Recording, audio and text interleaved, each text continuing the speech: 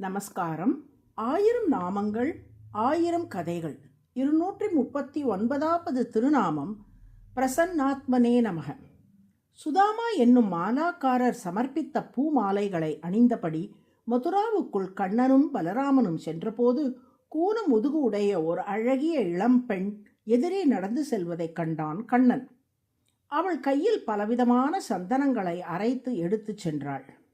அழகியே, நீ யார் என்று அவளை பார்த்து கேட்டான் கண்ணன். நான் கம்சனின் அரண்மனையில் வேலை செய்கிறேன். என் பெயர் திரிவக்ரா.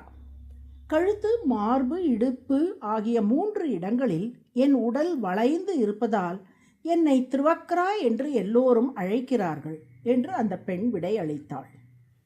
கையில் ஏதோ வாசனை திரவியங்கள் கொண்டு செல்கிறாயே, யாருக்காக இவற்றை கொண்டு செல்லுகிறாய் என்று கேட்டான் கண்ணன்.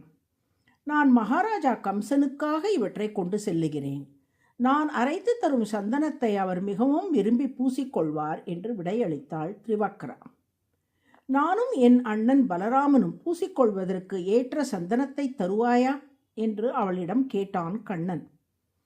என்னிடம் 2 வகையான சந்தனங்கள் உள்ளன.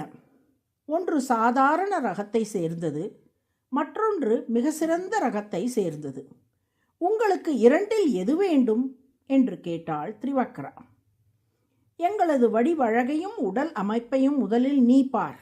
அதன் பின் நாங்கள் பூசிக்கொள்ள ஏற்ற சந்தனம் எதுவோ அதை நீயே தேர்ந்தெடுத்து தா என்றான் கண்ணன்.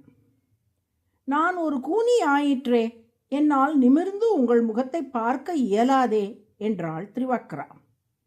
கண்ணன் தனது 2 கரங்களாலும் அவளது தோள்களை பற்றி அவளது முதுகை நிமிர்த்தினான்.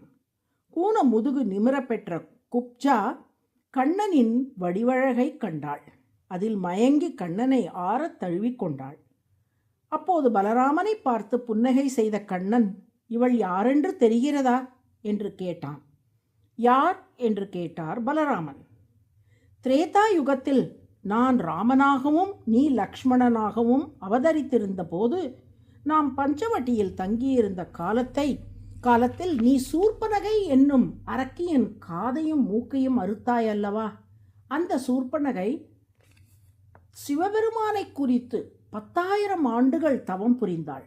பரமசிவனின் அருளால் இப்பொழுது மனித பிறவி பெற்று மதுராவில் திரிவக்ராவாக பிறந்திருக்கிறாள். அப்போது சீதாதேவியை விழுங்க எண்ணிய குற்றத்துக்கு தண்டனையாக இப்பிறவியில் இவளது முதுகு கூனமாகிவிட்டது.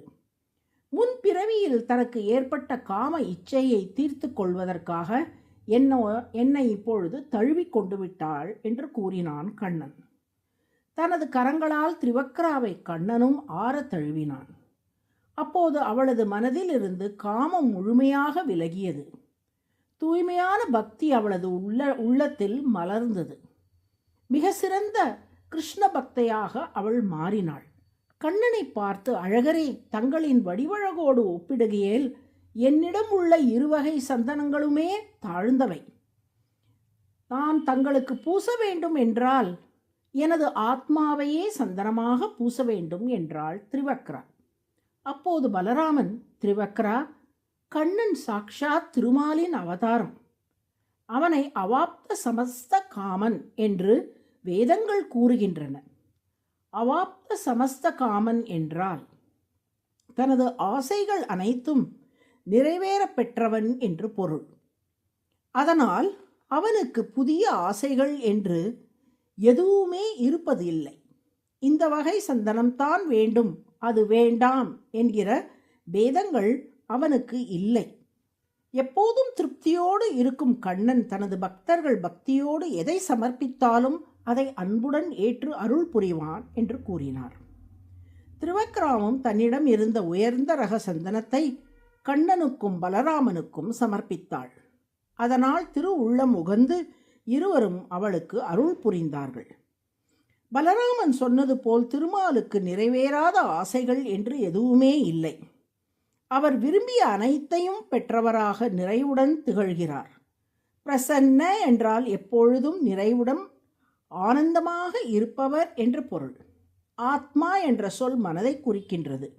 நிறைவான ஆனந்தமிக்க மனதோடு இருப்பதால் திருமால் பிரசன்னாத்மா என்று அழைக்கப்படுகிறார். அதுவே சகஸ்ரநாமத்தின் 239வது திருநாமம். பிரசன்னாத்மனே நம என்று தினமும் சொல்லி வரும் அன்பர்களுக்கு வீண் ஆசைகள் விலகி மன அமைதியும் நிறைவும் உண்டாகும். நாராயண நாராயண.